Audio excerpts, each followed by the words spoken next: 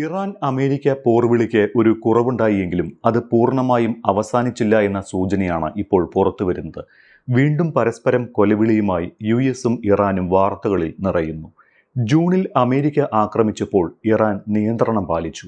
ഇനിയൊരു ആക്രമണമുണ്ടായാൽ സർവശക്തിയും ഉപയോഗിച്ച് തിരിച്ചടിക്കാൻ മടിക്കില്ല എന്ന് ഇറാൻ വിദേശകാര്യമന്ത്രി അബ്ബാസ് അറക്ചിയുടെ മുന്നറിയിപ്പാണ് ഒടുവിൽ നമ്മൾ കേൾക്കുന്നത്. യുദ്ധഭീതി ഉയർത്തി പസഫിക് സമുദ്രമേഖലയിലുള്ള അമേരിക്കൻ യുദ്ധക്കപ്പലുകൾ പശ്ചിമേഷ്യയിലേക്ക് നീങ്ങിത്തുടങ്ങി എന്ന വാർത്തകളുടെ പശ്ചാത്തലത്തിൽ കൂടിയാണ് ഇറാന്റെ പ്രതികരണം. സൗത്ത് ചൈന കടലിലായിരുന്ന പോർവിമാന വാഹിനി USS എബ്രഹാം ലിങ്കണും അകമ്പടിയായി 3 യുദ്ധക്കപ്പലുകളും പശ്ചിമേഷ്യയിലേക്ക് നീങ്ങുന്നു എന്നാണ് റിപ്പോർട്ടുകൾ. ഇവ കഴിഞ്ഞ ദിവസം ഇന്ത്യൻ സമുദ്രമേഖലയിൽ പ്രവേശിച്ചുവെന്നാണ് വിവരം. പലവിധ സാഹചര്യങ്ങൾ പരിശോധിച്ചും അറബ് ലോകത്തിന്റെ സമ്മർദ്ദത്തെ തുടർന്നും ഇറാനെ ആക്രമിക്കാനുള്ള പദ്ധതി തൽക്കാലത്തേക്ക് നിർത്തിവെച്ചു എന്നായിരുന്നു മുൻ റിപ്പോർട്ടുകൾ. എന്നാൽ നയതന്ത്രം എന്തെന്ന് മനസ്സിലാക്കാത്ത, താൻ ചിന്തിക്കുന്നതും പ്രവർത്തിക്കുന്നതും മാത്രമാണ് ശരി എന്ന് ചിന്തിക്കുന്ന ഡൊണാൾഡ് ട്രംപാണല്ലോ അമേരിക്കൻ പ്രസിഡന്റ്. തന്റെ തീരുമാനങ്ങൾക്ക് പിന്നാലെ ലോകം വരണം എന്ന് ചിന്തിക്കുന്നിടത്ത് മറ്റു ശരികളൊക്കെ അപ്രസക്തമാണ് ട്രംപിന്. ഇറാനിലെ ജനകീയ പ്രക്ഷോഭത്തെ ഊതിക്കത്തിച്ച് ഭരണകൂടത്തെ ദുർബലപ്പെടുത്തി അവിടം ആക്രമിക്കാം എന്നായിരുന്നു ട്രംപിന്റെ ആദ്യ കണക്കുകൂട്ടൽ.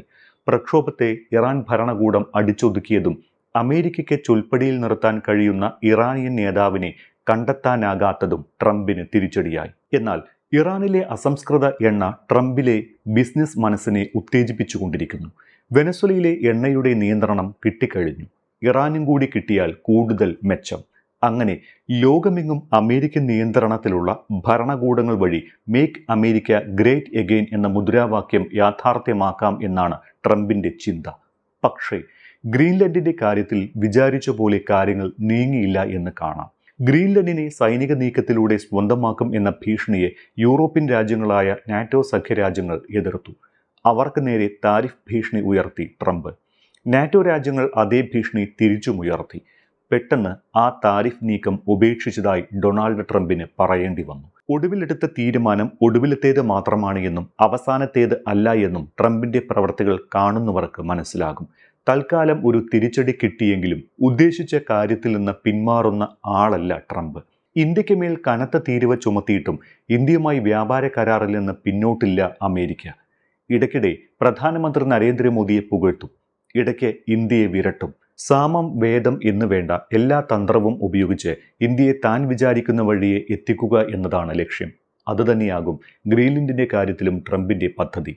ഈ പശ്ചാത്തലത്തിൽ ഇറാനെ ആക്രമിക്കുന്നത് ഗ്രീൻലാൻഡ് വിഷയത്തിലെ ക്ഷീണം മാറ്റാനും ഒരുപക്ഷെ ആ വിഷയം ലോകം മറക്കാനും ഉപകരിക്കുമെന്ന് ട്രംപ് കരുതുന്നുണ്ടാകും. ജൂണിലെ 12 ദിവസത്തെ ഇറാൻ ഇസ്രായേൽ സംഘർഷത്തിൽ ഇസ്രായേലിന് പിന്തുണയുമായി അമേരിക്കയും എത്തിയിരുന്നു. ഇറാനിൽ നിരവധി ബോംബാക്രമണവും നടത്തി അമേരിക്ക. എന്നാൽ സമാധാനം വേണമെന്ന് പറഞ്ഞ് ഇസ്രായേലും ഇറാനും തന്നെ സമീപിച്ചുവെന്നും ട്രംപ് അടുത്തിടെ അവകാശപ്പെട്ടതാണ്. US മുന്നോട്ട് വെച്ച വെടിനിർത്തൽ ഇരു രാജ്യങ്ങളും അംഗീകരിച്ചതോടെ ലോകമാണ് ജയിച്ചത് എന്നും ട്രംപ് പറഞ്ഞു. അതേസമയം വെടിനിർത്തൽ കരാർ അംഗീകരിക്കണമെന്നും സമാധാനം കൊണ്ടുവരണമെന്നും US പ്രസിഡന്റ് കേണപേക്ഷിച്ചുവെന്നാണ് ഇറാന്റെ വെളിപ്പെടുത്തൽ. ഇസ്രായേലിന് മേലാണ് വെടിനിർത്തൽ അടിച്ചേൽപ്പിക്കപ്പെട്ടത്.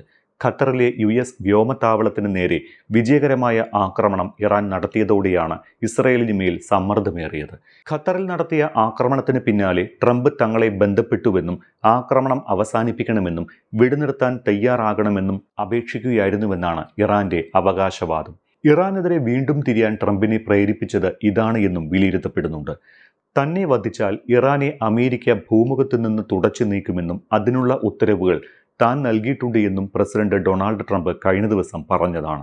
ഇറാൻ പരമോന്നത നേതാവ് ആയത്തുള്ള ഖമനിയെ ലക്ഷ്യമിട്ടാൽ പൂർണ്ണ യുദ്ധമായിരിക്കും ഫലമെന്ന ഇറാന്റെ മുന്നറിയിപ്പിനെ കുറിച്ചായിരുന്നു പ്രതികരണം. ഖമനിക്കെതിരെ ഓങ്ങുന്ന കൈവെട്ടുമെന്നും അവരുടെ ലോകം ചുട്ട് ചാമ്പലാക്കുമെന്നുമാണ് ഇറാൻ സായുധ സേനയുടെ വക്താവ് പ്രതികരിച്ചത്. ജനകീയ പ്രക്ഷോഭത്തെ അടിച്ചമർത്തിയതിന്റെ പേരിൽ ഇറാനെ ആക്രമിക്കുമെന്ന് തുടർച്ചയായി ഭീഷണി ഉയർത്തിയ ട്രംപ് ഖമനിയുടെ ഭരണം അവസാനിപ്പിക്കാനും ആഹ്വാനം ചെയ്തിരുന്നു. ട്രംപിനെ തടയാനായി കഴിഞ്ഞയാഴ്ച ഗൾഫ് രാജ്യങ്ങൾ രംഗത്തിറങ്ങിയതോടെ തൽക്കാലത്തേക്ക് തണുത്ത അന്തരീക്ഷമാണ് വീണ്ടും പ്രക്ഷുബ്ധമാകുന്നത്.